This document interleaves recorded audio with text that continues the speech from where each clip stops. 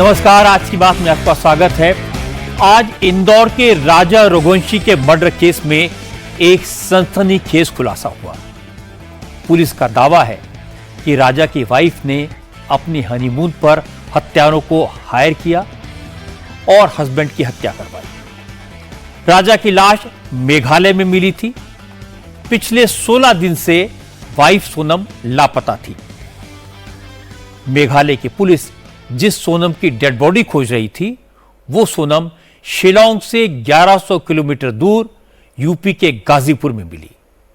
कल रात 1 बजे सोनम एक ढाबे पर बदहवास हालत में पहुंची। 2 घंटे बाद पुलिस ने सोनम को डिटेन किया। शादी के बाद हनीमून पर गए राजा रघुवंशी 23 मई को लापता हो गए थे। 2 जून को शिलांग के पास गहरी खाई में उनकी डेड बॉडी मिली। मेघालय पुलिस का दावा है कि राजा रघुवंशी की हत्या लव ट्रायंगल का नतीजा है।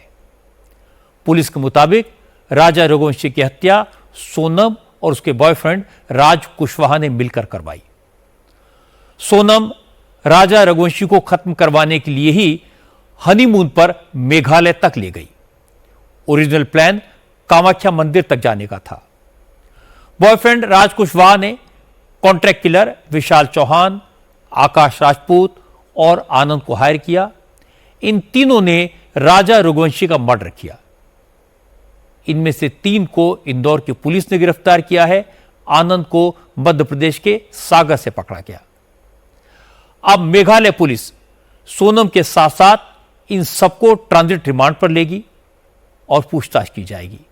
तभी इस मामले का पूरा सच सामने आएगा। हालांकि सोनम के पिता का दावा है कि उनकी बेटी ऐसा काम नहीं कर सकती। उसे मेघालय पुलिस ने इस केस में फंसाया है। उनका आरोप है कि मेघालय पुलिस है असली हत्यारों को बचाने के काम में लगी है। सोनम के परिवार ने इस मामले की जांच सीबीआई से कराने की मांग की है। लेकिन सवाल है, आखिर सोनम ने ऐसा जघन्य अपराध क्यों किया? क्योंकि सारे के सारे कॉन्ट्रैक्ट किलर्स की लोकेशन शिलांग में पाई गई है। क्या सोनम का संबंध किसी और लड़के से था? क्या सोनम की राजा से शादी जबरदस्ती करवाई गई? अगर सोनम ने शादी की थी तो फिर हनीमून पर ले जाकर अपने पति की हत्या क्यों करवाई? जैसे जैसे जांच आगे बढ़ेगी इन सारे सवालों के जवाब मिलेंगे। लेकिन यह केस ऐसा है जिसने रिश्तों पर गंभीर सवाल खड़े कर दिए हैं। मैं सबसे पहले आपको दिखाता हूं उस वक्त की तस्वीरें जब इस केस ने एक नया टर्न लिया, जब आधी रात के बाद सोनम गाजीपुर के एक ढाबे पर पहुंची। कल रात करीब 1 बजे बदमाश लड़की गाजीपुर के पास एक ढाबे पर आई। उसने मौजूद लोगों से फोन मांगा। ढाबे के मालिक ने फोन दिया तो लड़की ने अपने घर वालों से आधे घंटे तक बात की। इसके बाद लड़की के भाई ने फिर उसी नंबर पर कॉल किया और ढाबे के मालिक से कहा कि ये लड़की उसकी बहन सोनम है। मेघालय में इसके पति की हत्या हुई है। आप लोकल पुलिस को जानकारी दे दो। सोनम सरेंडर करना चाहती है। तब होटल के मालिक को पता लगा कि ये लड़की सोनम रघुवंशी है। न्यूज उसने भी देखी थी, उसे भी पता था। उसने पुलिस को फोन किया। करीब 3 बजे पुलिस पहुंची और सोनम को कस्टडी में लिया। इसके बाद मेघालय पुलिस को खबर दी गई। मेघालय पुलिस अब गाजीपुर पहुंच चुकी है। मेघालय पुलिस ने सोनम का मेडिकल करवाया है। रात के करीब 1 बज रहे थे। उसमें लड़की जो थी आई थी। रात में हमारे भाई साथ थे। उन्हीं से जो कुछ हुआ, थोड़ी चेहरे से घबराई हुई भी थी। घबराने के बाद रो रही थी। रोने के बाद हम लोग पूछे क्या हुआ, कुछ बोल नहीं, खाली रो रही थी। तो रोए तो बस हो गया भैया। रोने के बाद हम लोग थोड़ा उनको चाय पिलाएं, चाय पानी दिए, पानी पिए। फिर उसके बाद मोबाइल वो मांग रही थी। तो 2-4 लोग और भी थे कस्टमर, उन लोगों से भी मांगे तो उन लोग मोबाइल देने से इनकार कर दिए। तो फिर हम लोग से बोली तो हम लोग शायद मोबाइल लिए। तब हमने कुछ रिश्तेदार या घर पर बात की। बात करते हुए फिर उसके बाद आधी घंटा बात करने के बाद फिर हम लोग भी बात किए घर पर। घर वाले बोले कि भैया अगल बगल आसपास कहीं चौकी या थाना है तो वहाँ का रिपोर्ट कर दीजिए। तो फिर भाई हमारा 112 पर डायल किया। डायल करने के बाद रात के करीब 2:45 या 3 के लगभग पुलिस आई। पुलिस थोड़ा बातचीत की, उसके बाद उनको अपने साथ लेके चली गई। मेघालय पुलिस राजा रघुवंशी की डेड बॉडी मिलने के बाद पिछले 16 दिन से सोनम को खोज रही थी, लेकिन इस बात को कंफर्म करने के लिए पुलिस के पास कोई क्लू नहीं था कि सोनम ने अपने पति की हत्या करवाई है। पुलिस ने सोनम के फ़ोन की कॉल डिटेल्स निकलवाई, चैट का रिकॉर्ड देखा और उसके बाद राज कुशवाहा का नाम सामने आया। पता लगा कि सोनम लगातार राज के संपर्क में थी। इसके बाद मेघालय पुलिस ने मध्य प्रदेश की पुलिस से कांटेक्ट किया, राज कुशवाहा के बारे में पता लगाने को कहा। मध्य प्रदेश पुलिस की जांच में पता लगा कि सोनम के पिता की प्लाईवुड की फैक्ट्री है। राज कुशवाहा सोनम के पिता की दुकान में बिलिंग का काम करता था। उसी वक्त से सोनम का राज कुशवाहा के साथ अफेयर चल रहा था। 1.5 साल पहले तक वो सोनम के घर के पास ही रहता था। कुछ वक्त पहले उसने घर शिफ्ट किया। राज कुशवाहा की आर्थिक हैसियत सोनम रघुवंशी के से कम थी और उम्र में भी वो सोनम से 5 साल छोटा था। बताया जा रहा है कि सोनम ने परिवार के प्रेशर में आकर राजा रघुवंशी से शादी की, लेकिन शादी के बाद उसने राज के साथ मिलकर पति की हत्या की प्लानिंग की। सोनम ने बिना किसी को बताए मेघालय को हनीमून का डेस्टिनेशन चुना, खुद ही फ्लाइट के टिकट्स बुक किए। जाने के टिकट तो बुक किए थे, लेकिन वापसी का नहीं। सोनम और राजा पहले गुवाहाटी गए।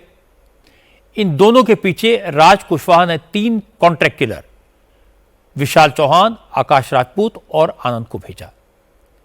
मेघालय पुलिस के मुताबिक मर्डर में इस्तेमाल किए गए हथियार इन लोगों ने गुवाहाटी से ही खरीदे और इसके बाद सोनम और राजा मेघालय आए।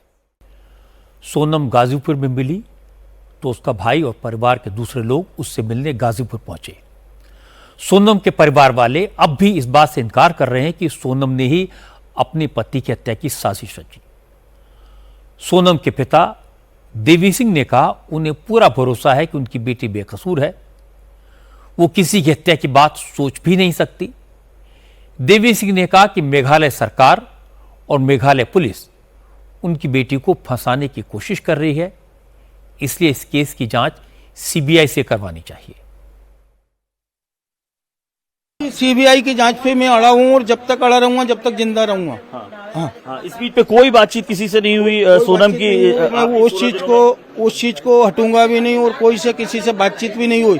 जब उसके पास मोबाइल ही नहीं है बात किससे करेगी? ठीक है ना। तो आपको क्या लगता है, अभी भी लगता है कि उसे किडनैप किया गया? और किडनैप से कोई गाजीपुर तक का जो डिस्टेंस है शिलोंग से, वहां से वो तकरीबन 1100 से ज्यादा ऊपर किलोमीटर है। तो ऐसे में किडनैप करके गाजीपुर क्यों छोड़ेगा? हो सकता है गाजीपुर का भी किसी का हाथ हो। यहाँ के लड़के हुए वहाँ पे जो होटल में जो लड़के थे, जो होटल में लड़के थे वो गाजीपुर के भी हो सकते हैं और कहीं के भी हो सकते हैं। तो आपका कोई गाजीपुर कनेक्शन कोई पहले से आप लोगों का कोई है? नहीं, कुछ भी नहीं है हमारा। अच्छा, कुछ भी नहीं है। तो यानी आप बिल्कुल सिरे से नकार रहे हैं कि ये जो बात है ये बिल्कुल गलत है? गलत है सब। कोई पहले से यहाँ पे कोई अफेयर नहीं था लड़की का?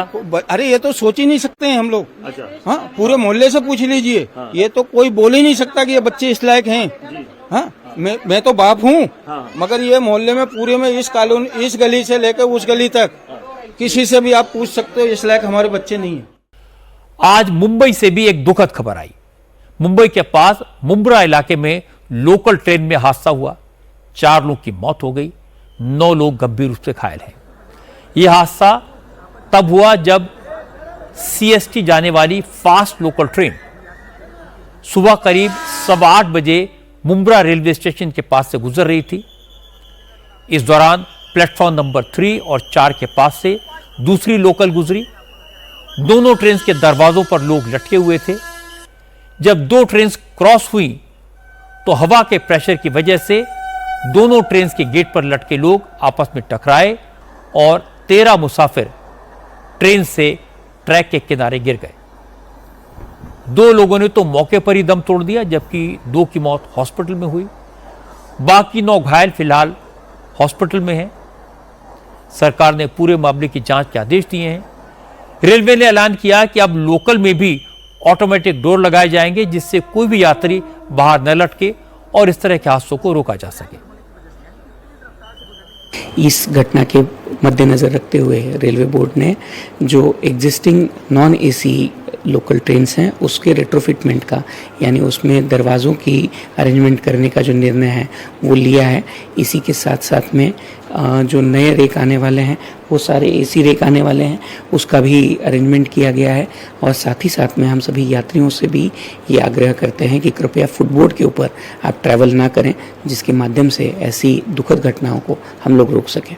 देखिए, इस घटना की जो वजह है अभी दिख रही हैं, जो संभावित वजह है वो ये है, मुख्यत्वे करके ये है कि यात्री जो है वो फुटबोर्ड पे ट्रैवल कर रहे थे।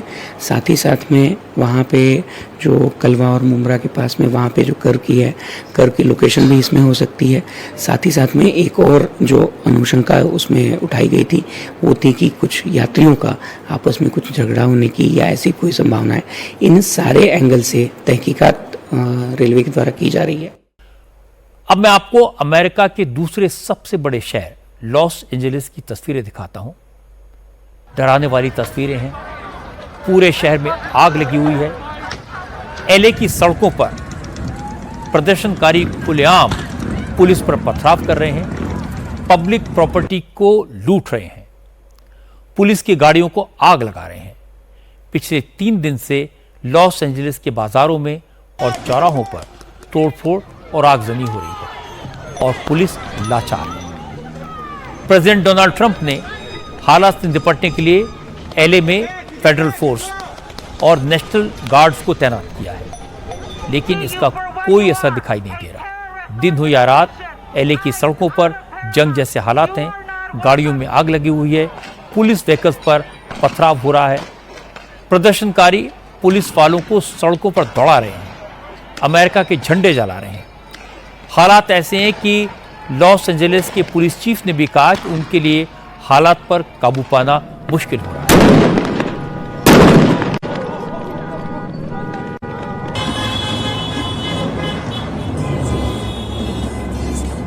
As far as people worried about the violence that we're seeing, जितने बड़े पैमाने पर हिंसा हो रही है उसको लेकर लोगों की चिंता जायज है। ये हिंसा देखकर बहुत बुरा लग रहा है। इस घटना के बाद से हिंसा बहुत बढ़ गई है। पहली रात की तुलना में अब ज्यादा हिंसा हो रही है। हालात और खराब हो गए हैं। हम उसके बाद से देख रहे हैं कि विरोध प्रदर्शन और हिंसक और गंभीर होते जा रहे हैं। आज रात हमने कई लोगों को पुलिस अधिकारियों पर पटाखे फेंकते और गोली चलाते हुए देखा है। इससे पुलिस अधिकारियों की मौत हो सकती है और हमने भी इससे निपटने के लिए जरूरी रणनीति पर अमल किया है। कई जगह हम इन हमलावरों को हिरासत में लेने में सफल हो गए हैं और हम उनकी हरकतों के लिए उनकी जवाबदेही तय कर रहे हैं। लेकिन सच है कि इस वक्त तक दंगाई हम पर भारी पड़ रहे हैं। किसी भी हिंसक कार्रवाई का बहुत सख्त और कानूनी तरीके से जवाब दिया जाएगा, फिर चाहे पुलिस वालों पर हमले हों, विरोध प्रदर्शन हो या फिर सार्वजनिक संपत्तियों को नुकसान पहुंचाने की हरकत क्यों न हो। हमारा मकसद टकराव बढ़ाए बगैर कानून व्यवस्था को बनाए रखना और आम लोगों की हिफाजत करना है। प्रधानमंत्री नरेंद्र मोदी के तीसरे टर्म को आज 11 साल पूरे हो गए और इसी के साथ मोदी की लीडरशिप में केंद्र में एनडीए सरकार के 11 साल पूरे हुए। इस मौके पर बीजेपी पूरे देश में संकल्प से सिद्धि तक कैंपेन शुरू करेगी।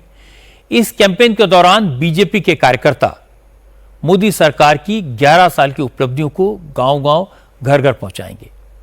बीजेपी ने तय किया कि मंडल स्तर पर विकसित भारत संकल्प सभाएं आयोजित की जाएंगी। हर जिले में प्रोफेशनल्स की मीटिंग बुलाई जाएंगी जिसमें सरकार की पॉलिसीज पर चर्चा होगी। इसके अलावा गांव में चौपालें आयोजित की जाएंगी जिसके जरिए जनता को सरकार की योजनाओं के बारे में बताया जाएगा। आज जेपी नड्डा ने कहा कि पिछले 11 साल में प्रधानमंत्री मोदी ने राजनीति की दिशा बदली, देश का मिजाज बदला। पहले सरकार घोषणाएं करती थी जो कभी पूरी नहीं होती थी, लेकिन अब जिस दिन किसी प्रोजेक्ट का ऐलान होता है उसी दिन उसके उद्घाटन की तारीख भी तय हो जाती है। पहले आतंकवादी हमले होते थे तो हम दूसरे देशों से गुहार लगाते थे, लेकिन अब भारत घर में घुसकर मारता है। नड्डा ने कहा कि नरेंद्र मोदी ने प्रधानमंत्री बनने के बाद पॉलिटिकल कल्चर बदल दिया है। सेवा, सुशासन और गरीब कल्याण, इस पे जो समर्पित 11 साल प्रधानमंत्री मोदी जी के नेतृत्व में कार्य हुआ है, वह स्वर्ण अक्षरों में लिखे जाने वाला कार्य हुआ है। 11 साल पहले तुष्टीकरण पर और तुष्टीकरण के साथ साथ समाज को खंडित करके अपनी कुर्सी को सेव करना, यह एक राजनीतिक संस्कृति का तरीका बन गया था। लेकिन प्रधानमंत्री मोदी जी के आने के बाद जब मैं कहता हूं कि he change the political culture of the country, तो पॉलिटिक्स ऑफ परफॉर्मेंस, एक जिम्मेवार सरकार, एक जवाबदेह सरकार, जो हम काम कर रहे हैं उसको हम जनता के सामने अकाउंट करते हुए चीज़ों को रखें, ये नई संस्कृति पैदा हुई। और इसलिए मैं बड़े गर्व के साथ ये कह सकता हूँ कि पिछले 11 साल में मोदी जी के नेतृत्व में चलने वाली सरकार ने भारत की राजनीति की संस्कृति को बदलकर न्यू नॉर्मल, न्यू ऑर्डर को स्थापित किया है। गोवा के हेल्थ मिनिस्टर विश्वजीत राणे ने आज गोवा मेडिकल कॉलेज के सीएमओ से पब्लिकली माफी मांगी। हालांकि गोवा के डॉक्टर्स की नाराजगी इससे कम नहीं हुई। गोवा मेडिकल कॉलेज के डॉक्टर्स अभी भी हड़ताल पर हैं। उनका कहना है कि जब तक हेल्थ मिनिस्टर मेडिकल कॉलेज में आकर कैमरों के सामने माफी नहीं मांगते, तब तक उनकी स्ट्राइक जारी रहेगी।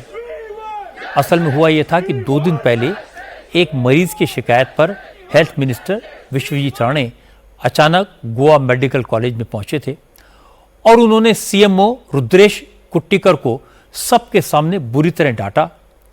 मौके पर ही सीएमओ को सस्पेंड करने का हुक्म सुना दिया। You learn to control your tongue. You're a doctor. Don't force me to act. Put your hands out first when you're standing in front of me. I generally don't lose my cool. But you have to behave yourself.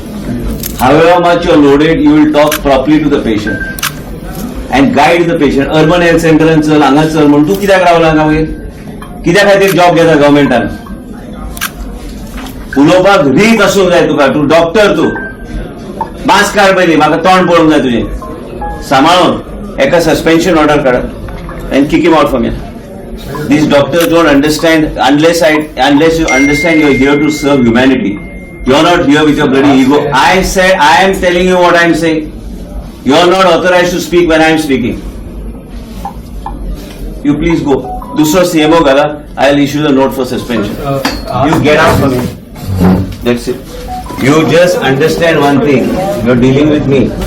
I am telling you, first learn to shut up when I'm talking to you. You can be anything. You want to file a case, go and file a case. But I am telling you, you're suspended from right now. And you go when the investigation starts, you give your explanation. That time I will consider whether I want to take you back or not. एक अच्छी खबर आपको बता दूं, ये अच्छी खबर UP के संभल से आई है। संभल में सड़क के रास्ते में आने वाली मंदिर, मस्जिद और दरगाह को तोड़ने के लिए खुद समाज के लोग सामने आए। संभल के अजीजपुर असदपुर इलाके में पीडब्ल्यूडी सड़क को चौड़ा करने का काम कर रहा है, लेकिन सड़क पर एक मस्जिद और दरगाह बनी हुई थी, उसके सामने एक मंदिर भी था। ये सब सरकारी ज़मीन पर बने हुए थे। पीडब्ल्यूडी ने नोटिस जारी किया, 1 महीने के भीतर इलीगल कंस्ट्रक्शन को हटाने का आदेश दिया। बड़ी बात है कि इस बार मुस्लिम समाज के लोगों ने प्रशासन की बात मानकर खुद ही दरगाह और मस्जिद को रास्ते से हटा दिया और मंदिर का जो हिस्सा सरकारी ज़मीन पर बना हुआ था उसे हिंदुओं ने खुद तोड़ दिया। अच्छी बात है कि इस प्रक्रिया में प्रशासन को किसी तरह की कोई परेशानी, किसी चैलेंज का सामना नहीं करना पड़ा।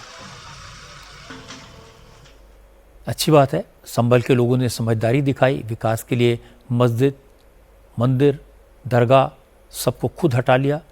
अगर ऐसी समझदारी सभी शहरों के लोग दिखाएं तो विकास का रास्ता कोई नहीं रोक सकता। अगर आप गर्मी से परेशान होकर उत्तराखंड या हिमाचल जाने की सोच रहे हो तो प्लान बदल दीजिए, क्योंकि उत्तराखंड में इस वक्त टूरिस्ट की ज़बरदस्त भीड़ है। देहरादून, हरिद्वार, नैनीताल और कैंची धाम में कई किलोमीटर लंबा जाम लगा हुआ है। सबसे बुरा हाल नैनीताल का है, जहां वीकेंड पर इतनी भीड़ उमड़ी कि पूरा नैनीताल पैक हो गया। चारों तरफ गाड़ियां फंस गई। नैनीताल से कैंची धाम वाले रूट पर तो इतनी गाड़ियां पहुंच गई कि लोग 12 घंटे तक जाम में फंसे रहे। आलम यह था कि भीमताल से कैंची धाम के बीच 20 किलोमीटर का सफर तय करने में लोगों को 3 से 4 घंटे लग गए। कैंची धाम में बाबा नीम करौली का मंदिर है। यहां वीकेंड पर लोगों का सैलाब उमड़ पड़ा। पूरा का पूरा मंदिर खचाखच भरा हुआ था। देहरादून, मसूरी और हरिद्वार का भी करीब करीब यही हाल है। गर्मी की छुट्टियों में यहां भी टूरिस्ट बड़ी संख्या में पहुंच रहे हैं, जिसकी वजह से देहरादून से मसूरी के रास्ते में जबरदस्त ट्रैफिक नजर आ रहा है। हालांकि वीकेंड पर यह भीड़ थोड़ी ज्यादा होती है, लेकिन आम दिनों में भी यहां सड़कों पर गाड़ियां खड़ी करने की जगह नहीं है। लंबी लंबी कतार नजर आ रही है।